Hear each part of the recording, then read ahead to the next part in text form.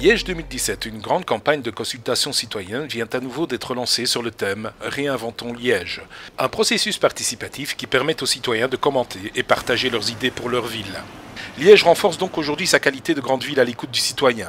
Et elle n'en est pas à son premier coup d'essai à ce propos. Prenons pour exemple, parmi beaucoup d'autres projets mis en place à Liège, la rénovation urbaine, aujourd'hui pérennisée depuis 1996 grâce à des commissions qui donnent à la participation citoyenne son plein essor. Ces commissions sont composées de divers représentants communaux et d'habitants du quartier, désignés par le conseil communal parmi les propriétaires et locataires. Ainsi, par exemple, le quartier Sainte-Marguerite, situé sur la rive gauche de la Meuse, a vu fleurir de nombreux projets soutenus par les habitants.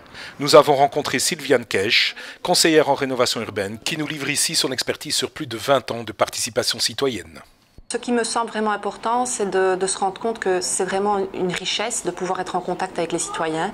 Ça complique un petit peu parfois certains procédés, mais pas tant que ça. Je veux dire que même à la limite, ça désamorce même certains problèmes. Au moment où on arrive dans la phase plus réglementaire, en général, les problèmes ont déjà été désamorcés et les choses se passent mieux. C'est très important parce que c'est vrai qu'un processus de rénovation urbaine prend du temps nécessairement.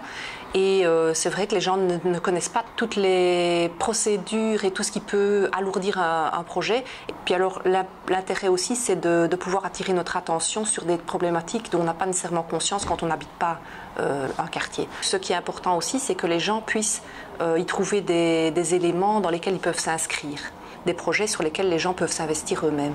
Je pense que les gens sont de toute façon contents de pouvoir s'exprimer. Il y a en général une petite phase négative où ils ont besoin d'exprimer un petit peu tout ce qui ne va pas.